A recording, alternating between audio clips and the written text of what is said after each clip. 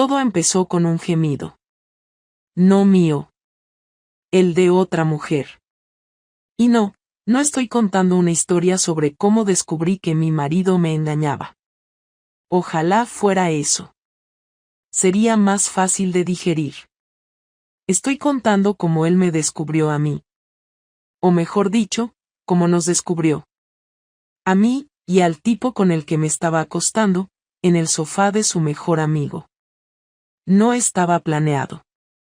No fue una aventura de meses. Ni siquiera fue algo que yo pensara hacer esa noche. Era una cena de cumpleaños. Mucha gente, mucho vino, demasiadas risas. Y cuando Marcos, mi marido, se fue antes porque al día siguiente madrugaba para una auditoría, yo me quedé. Lo típico. Quédate un rato más, disfruta. Y yo me quedé. Después pasó lo que ya sabes que va a pasar. Unos pocos se fueron. Otros se quedaron bebiendo. Alguien sacó más vino. Alguien encendió un altavoz. Y luego estaban sus manos. Las de Iván. El típico tío que todas tus amigas encuentran demasiado intenso, pero que en una noche así, con 2 copas de más, te hace sentir que el resto del mundo se ha ido a la mierda. Todo fue rápido.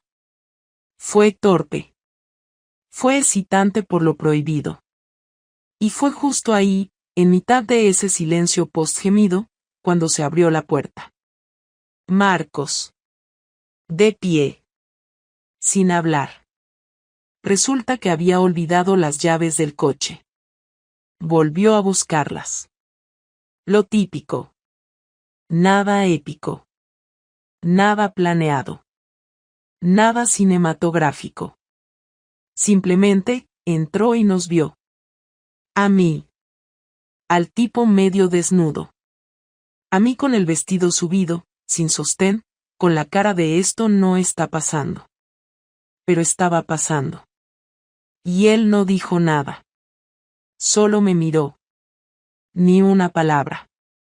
Y fue esa falta de palabras la que me mató. Porque no gritó. No insultó. No rompió nada. No hizo ninguna de esas cosas que te preparas mentalmente para que pasen si alguna vez te pillan. Solo recogió las llaves de la mesa, como si fuera un maldito trámite de oficina, y se fue. Ni una mirada más. Yo salí corriendo detrás. No para pedirle perdón. No para justificarme. Salí porque mi cuerpo entró en pánico. Porque me temblaban las piernas. Porque no sabía si iba a vomitar o a desmayarme. Y cuando lo alcancé en la calle, me miró de nuevo. Una sola frase me lanzó, casi en susurro. Te juro que pensé que eras mejor que esto. Eso fue todo. Volvió al coche. Arrancó. Y se fue. Volví arriba. Iván ya se había vestido. Me miró con cara de esto ha sido un error y no dijo mucho más. Me fui a casa sola, en silencio, repasando cada segundo como si pudiera editarlo. Como si pudiera cambiar la escena final. Pero no se podía. Y ese fue el momento exacto en que dejé de ser una buena esposa. O mejor dicho, el momento en que dejé de fingir que aún lo era. No volví a dormir en casa esa noche, no porque Marcos me lo prohibiera ni porque hubiera cambiado la cerradura, sino porque cuando llegué al piso a las 3 y algo de la madrugada, después de caminar sin rumbo durante casi una hora, encontré todas las luces apagadas y una sensación rara, como si el lugar ya no me perteneciera del todo, así que cogí una mochila, metí ropa al azar y me fui al piso de Laura, mi amiga de toda la vida, la única a la que podía mirar a la cara sin inventarme una versión edulcorada de lo que había pasado, aunque ni siquiera con ella fui capaz de contar todo esa noche, porque estaba en shock, porque tenía la cabeza llena de ruido y porque todavía no entendía cómo algo que había empezado como una huida torpe había acabado con mi matrimonio estampado contra una pared. A la mañana siguiente, a las 8 en punto, Marcos me llamó, no con gritos ni reproches, sino con una voz plana que no le había escuchado nunca, una voz que parecía ensayada, como si hubiera pasado horas practicándola frente al espejo, y me dijo que quería verme, que habláramos en casa, que no hiciera un drama innecesario, y yo acepté porque no tenía margen para hacer otra cosa, porque esconderme no iba a cambiar nada y porque, en el fondo, una parte de mí quería que me gritara, que rompiera algo, que hiciera cualquier cosa menos esa calma que me estaba dando más miedo que la rabia. Cuando entré en el piso, él estaba sentado en la mesa del salón, con el portátil abierto, un cuaderno al lado y una taza de café intacta, y tardé unos segundos en darme cuenta de que había estado despierto toda la noche, no por las ojeras sino por esa rigidez en el cuerpo que solo aparece cuando alguien lleva demasiadas horas pensando sin parar, y antes de que yo pudiera decir nada, me pidió que me sentara, no como una orden, sino como quien intenta mantener una mínima estructura para no desmoronarse. No voy a preguntarte si pasó lo que vi, porque no soy idiota, me dijo sin mirarme. Lo que quiero saber es cuánto tiempo llevas haciendo el ridículo conmigo. Intenté hablar, explicar, decir algo que no sonara a excusa barata, pero me di cuenta de que no tenía preparado ningún discurso que pudiera sostenerse frente a esa pregunta, porque la verdad era incómoda y fea, así que le dije que no llevaba meses acostándome con nadie, que no había una doble vida organizada, que había sido algo reciente, que había sido una noche, aunque mientras lo decía era consciente de que reducirlo a eso era mentira a medias, porque aunque el sexo hubiera ocurrido una sola vez, la traición llevaba mucho más tiempo cocinándose. Marcos levantó la vista entonces, y fue la primera vez que vi algo romperse en su cara, no de forma exagerada, sino como cuando alguien se da cuenta de que la versión que tenía de su vida ya no existe, y me preguntó quién era, no con celos, sino con una curiosidad casi clínica, como si estuviera completando un informe que no quería escribir, y cuando le dije el nombre, asintió despacio, porque ya lo sabía, porque había empezado a atar cabos desde hacía semanas, horarios raros, cambios de humor, silencios incómodos, y lo de la noche anterior no había sido el inicio, solo el final visible. Me dijo que lo peor no había sido verme con otro, que eso dolía, pero que lo que de verdad le había dejado sin aire había sido darse cuenta de que yo llevaba tiempo fuera de nuestro matrimonio sin decírselo, que él seguía haciendo planes, hablando de vacaciones, de proyectos, de cosas pequeñas del día a día, mientras yo ya estaba en otro sitio, y que eso lo hacía sentirse como un imbécil que no había sabido leer a la persona con la que llevaba más de una década. Intenté decirle que yo también me sentía perdida, que no había sabido cómo hablarlo, que no era tan sencillo como sentarse y soltarlo todo, y él se rió, una risa seca que no tenía nada de humor, y me respondió que siempre había sido sencillo para mí cuando algo no me gustaba, que lo complicado había sido que esta vez hubiera elegido no decir nada y hacer lo que me diera la gana esperando que no hubiera consecuencias. La conversación duró horas, aunque el tiempo pasó raro, como si cada frase pesara el doble, y en algún punto me preguntó si estaba enamorada del otro, y cuando le dije que no era eso, que no sabía ni siquiera qué era exactamente, me miró con una mezcla de cansancio y desprecio tranquilo y me dijo que eso no me dejaba en mejor lugar, que al menos enamorarme habría sido una razón comprensible, pero que hacerlo por vacío, por aburrimiento o por necesidad de validación era aún más difícil de respetar. Yo lloré, claro, no de forma dramática, sino de esa manera incómoda en la que no sabes dónde poner las manos y te molesta incluso tu propio llanto, y le pedí perdón varias veces, no porque pensara que eso arreglaría algo, sino porque era lo único honesto que podía ofrecerle en ese momento, y él escuchó, no me cortó, no se levantó, pero tampoco me consoló, porque ya no le correspondía hacerlo.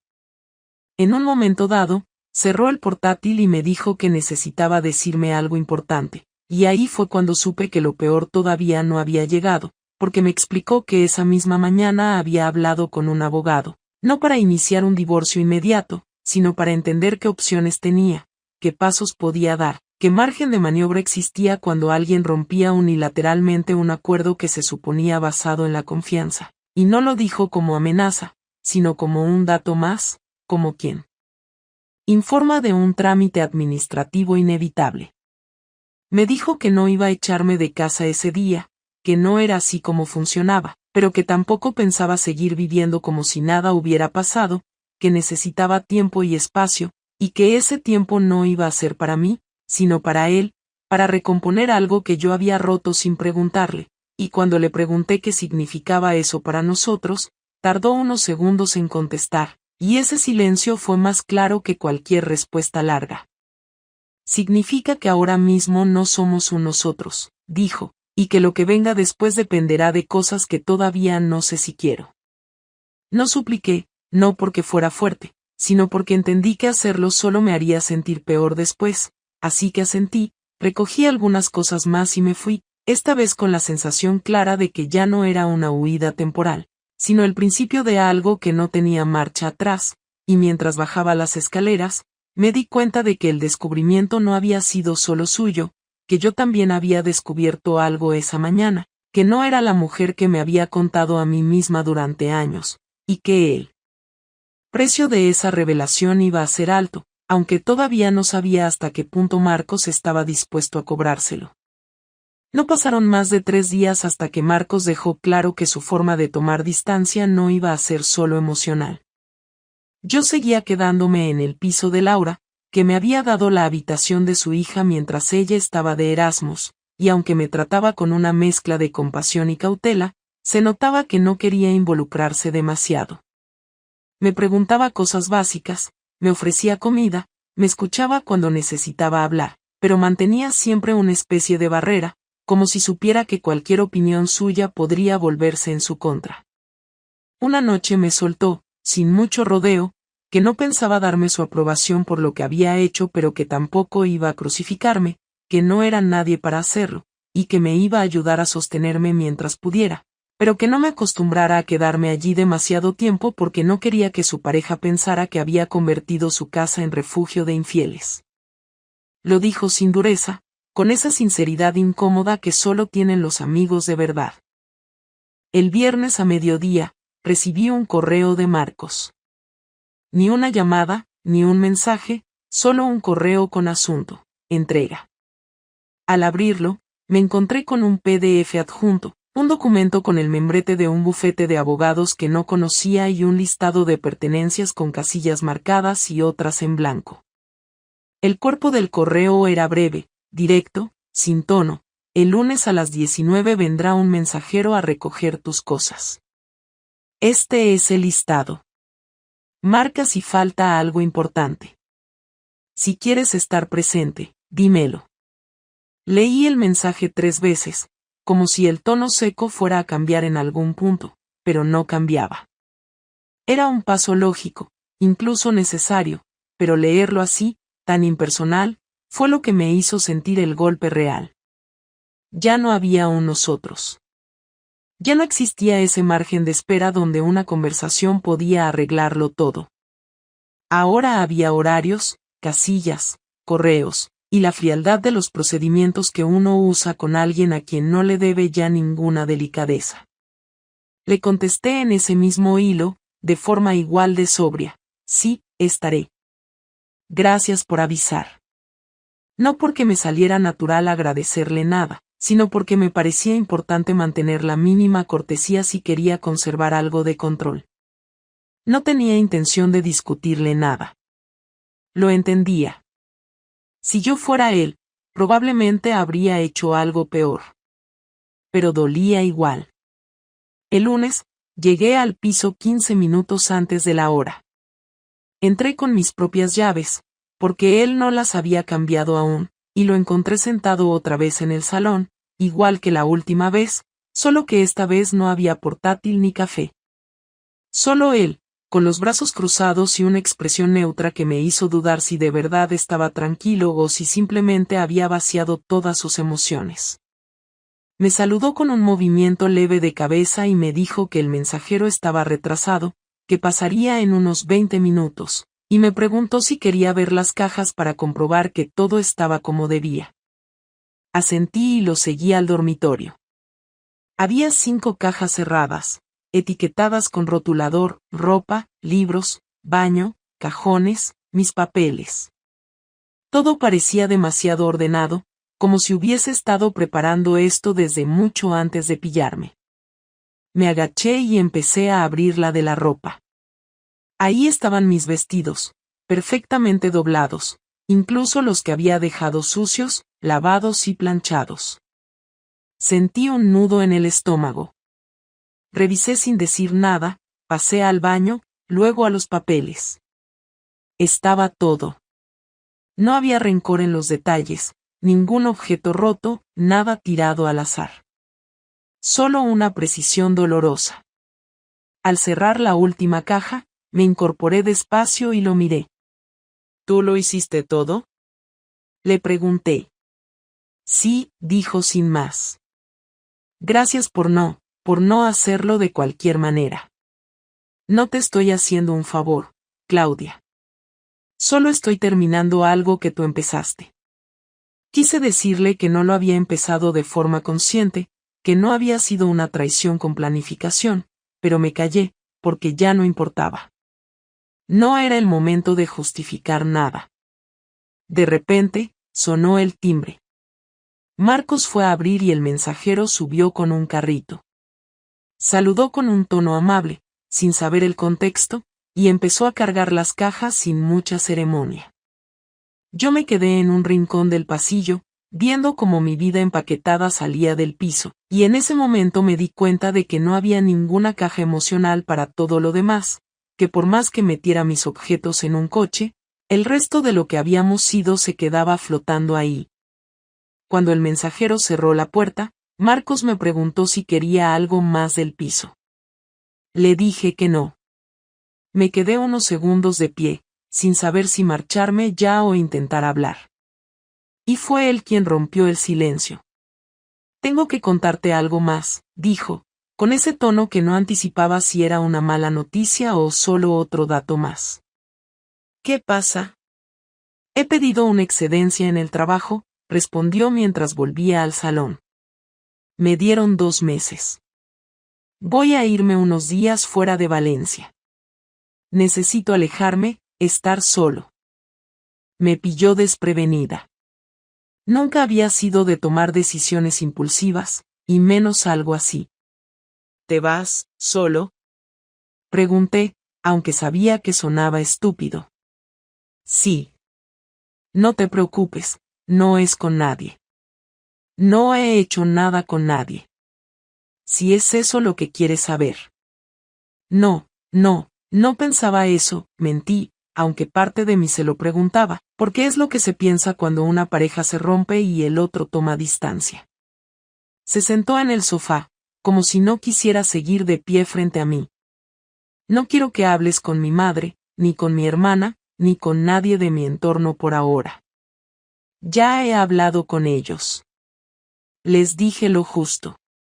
No quiero que esto se convierta en un campo de opiniones. No quiero reconciliaciones forzadas. Tampoco quiero odios heredados. No los pongas en medio. Por favor. Vale, dije, no lo haré. Tampoco me escribas todos los días. No quiero cortar la comunicación por completo, pero necesito pensar sin que me lleguen tus disculpas. Si en algún momento quiero hablar, lo haré. ¿Y si necesito decirte algo importante? Hazlo. Pero que sea importante de verdad. Sentí que ese era el cierre. Me acerqué a la puerta, abrí, y antes de salir me giré una última vez. ¿Te duele? Ahora. Asentí.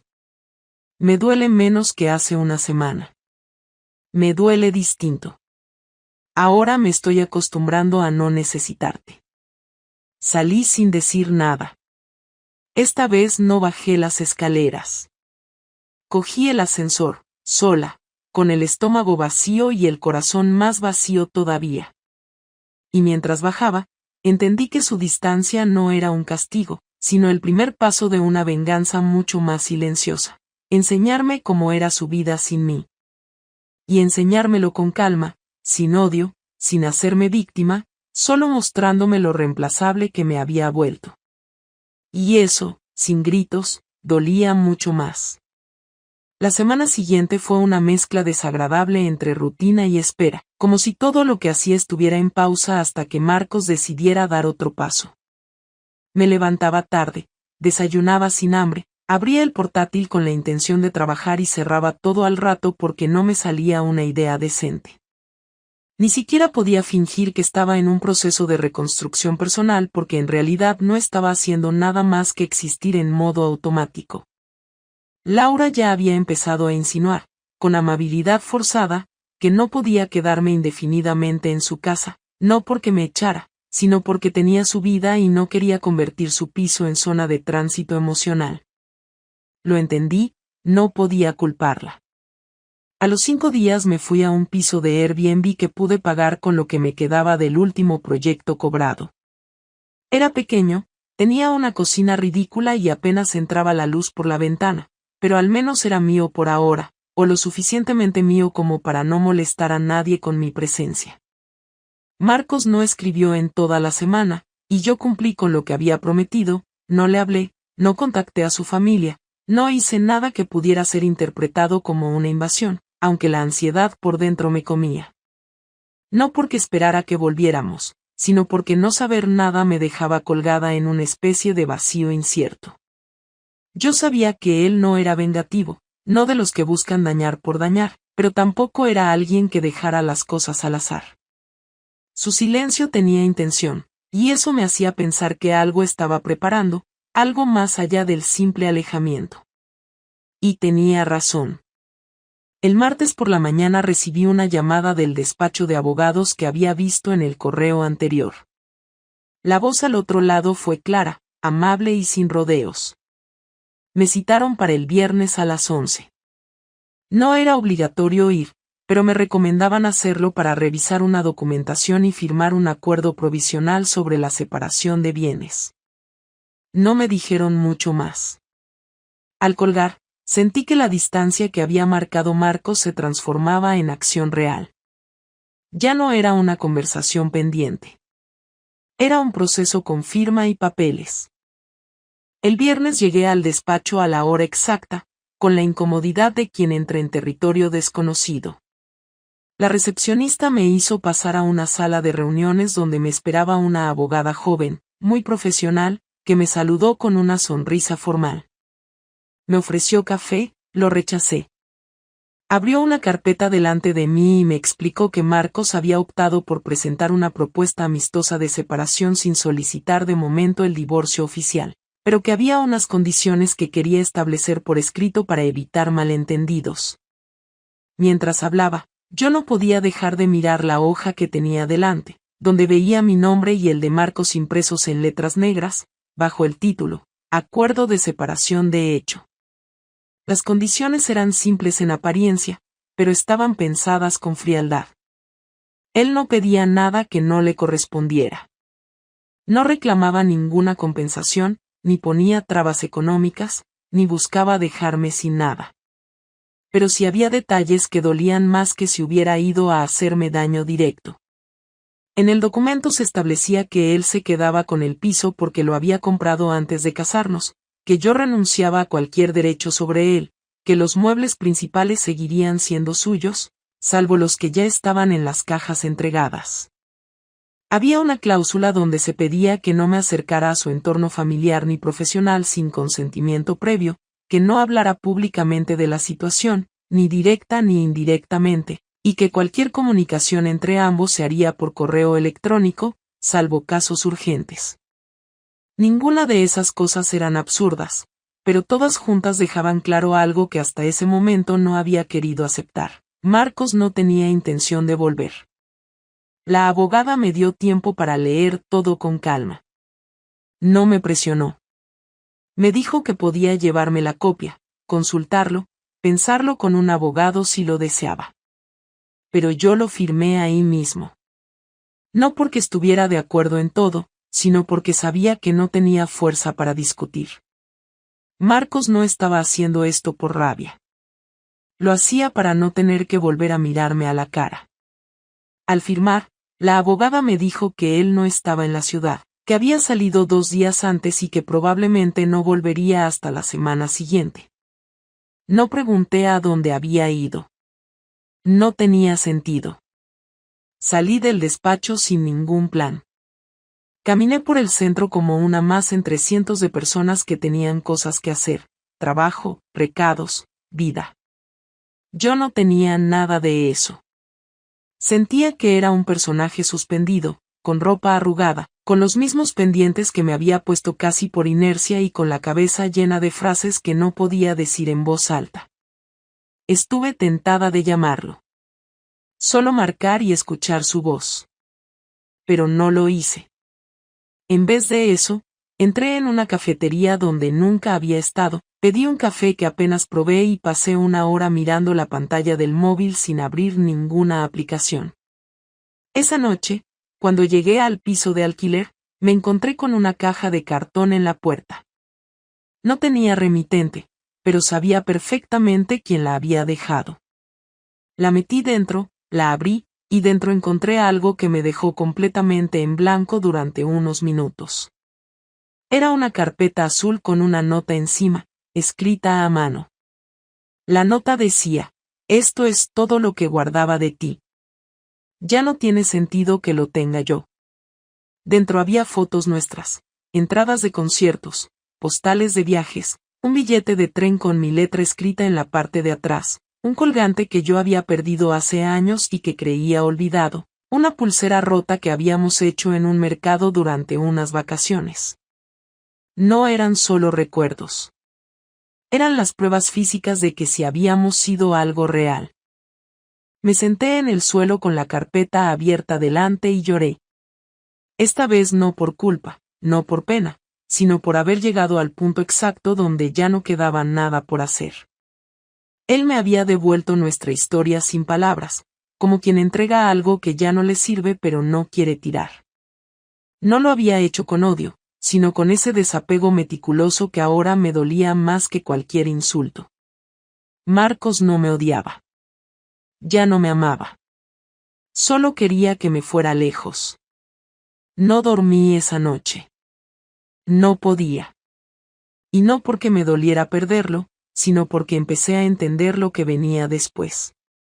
Una vida en la que ya no iba a tener a nadie que me devolviera la mirada cuando no supiera quién era. Una vida sin su versión de mí. Y eso era una forma de castigo que nunca había imaginado. Porque yo rompí el vínculo. Pero él decidió borrar todo lo que nos unía. Sin escándalo. Sin venganza. Solo con un método tan preciso que no me dejaba espacio ni para pedir perdón. Solo quedaba aceptarlo. Porque lo que vino después fue otra cosa. Fue su forma de decirme, sin palabras, que ya no quería que ni el recuerdo de mí viviera en su casa. Y esa fue su verdadera venganza. Sin necesidad de destruir nada. Solo devolviéndomelo todo. El domingo por la tarde recibí un correo suyo. No lo esperaba. Pensaba que después de la carpeta, después del acuerdo firmado, después de haber puesto su distancia de forma tan clara, no volvería a escribirme. El asunto era simple: hablemos. Sentí un vuelco estúpido en el pecho. No sabía si se trataba de una despedida formal, una necesidad de cerrar algún trámite o si, de verdad, quería hablar de nosotros. El mensaje solo decía que volvía a Valencia el martes y que prefería que habláramos en persona. No proponía un sitio. No me daba un motivo claro. Solo me decía que, si quería, le contestara con hora y lugar. Tardé más de una hora en escribir 3 frases. Le dije que sí, que podíamos vernos el miércoles por la tarde, en el parque donde habíamos ido muchas veces cuando todavía vivíamos en el piso viejo, antes de mudarnos al más grande. Él aceptó enseguida, sin añadir nada más. Llegué 10 minutos antes. Estaba nerviosa, incómoda, sin saber bien qué postura adoptar, qué tono usar, si debía saludarlo con un beso en la mejilla o limitarme a sentarme y esperar que él empezara. Cuando llegó, iba vestido como siempre, con su chaqueta azul y sus zapatos marrones que siempre decía que eran los más cómodos. Se acercó sin sonreír, pero sin dureza. Se sentó a mi lado, dejando un espacio prudente entre los dos. El banco era largo y el silencio inicial, aunque incómodo, no pesaba como otras veces. Se notaba que él había venido con algo concreto que decir, y que no iba a darle vueltas innecesarias. No te he llamado para hablar de lo que pasó, dijo, mirando al frente, no a mí. Eso ya lo hablamos. Y no hay nada nuevo que decir ahí. Asentí sin responder, esperando que siguiera. Tampoco quiero que pienses que esto es una invitación a retomar nada. No estoy aquí por eso. Lo sé, dije por fin. No lo esperaba. Lo que quiero es hablar contigo sobre cómo vamos a gestionar lo que queda. Porque por mucho que estemos separados, hay cosas que tenemos que cerrar bien. Económicas, legales, cosas prácticas. Pero también quería hablarte de algo más personal. Porque he estado semanas pensando y he llegado a un punto donde ya no tengo rabia. Ya no te odio. Y eso me ha hecho ver que no quiero quedarme con la sensación de que me convertí en una versión de mí que no soy. Me sorprendió. No por lo que decía, sino por la forma en la que lo decía. Con serenidad, con un control que yo no habría tenido en su lugar. No te he odiado ni un solo día, le dije. Ni siquiera cuando me mandaste la carpeta. Solo me sentí como una idiota. Como alguien que no supo medir el daño que estaba provocando hasta que fue tarde. No te estoy pidiendo explicaciones, respondió enseguida, pero sin tono duro. Solo quiero que sepas que no voy a dedicar más tiempo a entender por qué hiciste lo que hiciste. Me da igual si fue por aburrimiento, por vacío o porque te sentías sola. Ya no importa. Lo que me importa es saber cómo vamos a convivir con las consecuencias. Cómo vamos a cerrar esto sin hacernos más daño. Yo firmé todo lo que me mandaste. No tengo intención de pelearte nada. Lo sabes. Lo sé. Y lo agradezco. Por eso estoy aquí. Porque creo que mereces saber algo que no dije antes. No te lo conté porque en ese momento habría sido cruel. Pero creo que ahora sí tiene sentido que lo sepas. Me quedé en silencio. No podía adivinar qué venía. Pensé en muchas posibilidades, que estaba saliendo con alguien, que iba a irse del país, que había descubierto algo más y solo quería restregármelo. Pero fue otra cosa. El día que te vi con él, empezó a decir, esa misma tarde yo tenía planeado darte una noticia. No era nada grande, no iba a cambiar el mundo, pero era importante para mí. Había aceptado una oferta para trasladarme a la oficina de Sevilla, un ascenso, un nuevo puesto. Pensaba proponer que nos mudáramos. Un nuevo inicio. Otra ciudad. Una vida distinta. Estaba cansado de la rutina, igual que tú, pero en vez de buscar otra persona, decidí buscar otro lugar. Me quedé sin saber qué decir. No era que eso cambiara nada. Pero dolía saberlo. Dolía mucho más porque mostraba que yo no era la única que había notado que algo no iba bien. Solo que él eligió otro camino. Uno que no implicaba acostarse con nadie. Uno que tenía intención de sumar y no de romper. Por eso desaparecí tan rápido, añadió. No porque no quisiera enfrentarlo. Sino porque me sentí ridículo. Estúpido. Iba a proponerte algo nuevo y tú ya habías decidido dejarme atrás sin decir nada. Me sentí como un idiota haciendo planes para alguien que ya no estaba ahí.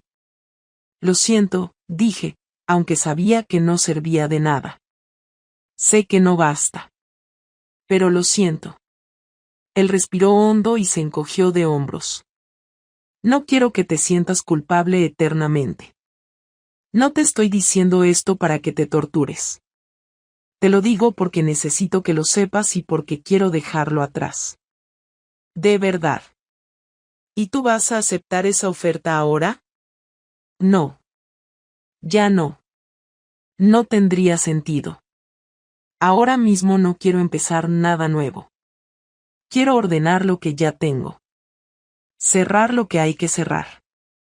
Y después, ya veremos. Hubo un silencio largo. Él miraba a lo lejos. Yo lo miraba a él. Por primera vez en semanas, no quería pedirle nada. No quería una segunda oportunidad.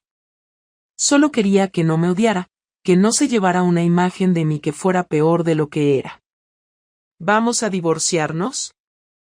Pregunté, sin rodeos. Sí, dijo, sin dudar. Pero no ahora. Vamos a dejar pasar unos meses. No quiero hacerlo desde el dolor. Quiero hacerlo con claridad. Si dentro de unos meses sigo sintiendo lo mismo, lo haré. ¿Y si no? Entonces ya veremos. Pero no te hagas ilusiones. No es una puerta abierta. Solo quiero dejar de tomar decisiones mientras sigo procesando todo esto. Asentí. Me levanté del banco. ¿Quieres que nos escribamos? Pregunté. ¿O prefieres que no tengamos contacto hasta entonces? Él se levantó también, mirándome por primera vez desde que llegamos. Si tienes algo importante, escríbeme. Pero no me busques para hablar del pasado. Ni para intentar que volvamos. No estoy ahí. Vale. Cuídate, Claudia. Tú también. Nos miramos unos segundos más. Luego se dio la vuelta y se fue caminando, sin prisa. No me giré a mirarlo cuando desapareció. No hacía falta. Ya no era mío. Ni siquiera en el recuerdo. Y aunque no lo había dicho con rabia, su mensaje había sido claro. Esto estaba acabado. No por el escándalo. No por la traición. Estaba acabado porque él ya había soltado todo lo que quedaba. Y yo solo podía aceptar lo que quedaba. Nada. 2 semanas después de aquella última conversación en el parque, Marcos me escribió un correo con un archivo adjunto. No era un mensaje largo ni con explicaciones añadidas. Solo una frase: he hablado con el abogado. Esto es lo que creo que es justo. El archivo era el borrador del convenio de divorcio. No había ni una palabra agresiva. No pedía más de lo que ya habíamos acordado verbalmente. No reclamaba ninguna compensación económica, ni ponía condiciones humillantes. Pero lo que más me golpeó fue que al final del documento, en la sección de observaciones, había una nota escrita por él, no jurídica. Solo una especie de apunte informal donde decía que no tenía intención de guardar rencor ni de perjudicarme, que esperaba que ambos encontráramos una forma de reconstruirnos sin el otro, y que, aunque no iba a mentirse diciendo que me deseaba lo mejor, al menos esperaba que yo no me destruyera a mí misma repitiendo errores. Esa frase me acompañó días enteros. No porque sonara a amenaza, sino porque era una verdad tan sencilla que no necesitaba más adornos. Él había pasado página, pero aún así no quería que yo repitiera el patrón que me llevó a todo esto. No por compasión, sino por respeto. Firmé el documento sin modificar ni una coma. No porque estuviera de acuerdo en todo, sino porque ya no quería negociar nada más. Ya no quería mantener el vínculo a través del conflicto. Llevé los papeles al despacho del abogado, dejé mi copia, firmé lo necesario, y me fui sin preguntar nada más. Sabía que el siguiente paso sería la ratificación en el juzgado, pero ya no sentía ansiedad por el proceso. No esperaba nada. Solo quería cerrar la historia sin convertirla en una guerra. Los días siguientes fueron tranquilos, al menos en apariencia. Volví a aceptar proyectos pequeños de diseño, no por entusiasmo, sino por necesidad económica. Dormía poco, comía cuando me acordaba, y mantenía la casa en orden más por obligación que por otra cosa. Me distancié de la mayoría de mis amigas, no porque me hubieran dado la espalda, sino porque ya no tenía nada que contar que no fuera incómodo. Incluso con Laura el contacto se volvió escaso. No era que hubiera pasado algo entre nosotras, pero sentía que ella necesitaba espacio, que el papel de salvadora emocional tenía un límite, y yo ya había sobrepasado el tiempo razonable en el que una amiga debe sostenerte. Una tarde, mientras revisaba correos en la cocina, recibí un mensaje inesperado. Era de Álvaro, el hombre con el que empezó todo, o al menos la parte más visible de todo esto. No había sabido nada de él desde aquella noche. No lo busqué. No me escribió. Nunca tuvimos una conversación posterior. Y en cierto modo, agradecí que desapareciera. Su mensaje era corto. Me decía que quería hablar conmigo, que no pretendía molestar, pero que sentía que necesitábamos aclarar algunas cosas. Dudé durante horas y contestar. Finalmente, le respondí que sí, que podíamos vernos, pero que no esperara una reconciliación, ni una continuación de lo que había pasado, porque yo no estaba en ese lugar. Me contestó enseguida, sin molestarse, y me propuso tomar algo en una terraza del centro. Acepté. No porque tuviera ganas, sino porque necesitaba quitarme de encima la sensación de haber dejado otro asunto abierto, otro capítulo sin cerrar. Cuando llegué, él ya estaba allí. Me saludó con una sonrisa que parecía incómoda, como si no supiera qué rol debía asumir. Nos sentamos, pedimos café, y al principio no hablamos de nada relevante. Comentarios triviales sobre el trabajo, sobre cómo estaba el clima, lo típico que se dice cuando se quiere aplazar lo inevitable. Fui yo quien decidió cortar esa parte inútil de la charla. ¿Por qué querías verme, Álvaro? Porque no sé en qué lugar quedamos, dijo sin rodeos. No porque espere que volvamos a tener algo, no me malinterpretes. Solo, fue raro todo. Raro cómo pasó, cómo terminó, cómo desaparecimos. No desaparecimos. Se terminó. Tú sabías que no era algo que iba a durar. No, no lo sabía. O no quería saberlo. Pero da igual. No quiero reprocharte nada. Solo quiero que sepas que, aunque lo que hicimos estuvo mal, yo no me arrepiento de haberte conocido. Yo sí, le dije, sin suavizarlo. No de conocerte, no de la relación laboral. Pero sí de lo que vino después. Me equivoqué. Lo hice por razones que ni siquiera entiendo del todo. Y no quiero justificarme, pero tampoco voy a endulzar lo que fue. Él bajó la mirada, asintió despacio, y durante un rato ninguno dijo nada más. Luego me miró de nuevo. ¿Estás bien ahora? No lo sé. No tengo respuestas que me sirvan. Estoy en proceso, supongo. ¿Y con él? ¿Habéis vuelto a hablar? Lo justo para cerrar todo. No hay más. Se acabó. Lo siento, dijo, y aunque su voz fue sincera, no me generó ninguna emoción. No lo sientas. Era lógico. Él no hizo nada para merecer lo que pasó. Y yo tampoco hice nada para repararlo. Nos despedimos de forma cordial. No hubo reproches. No hubo drama.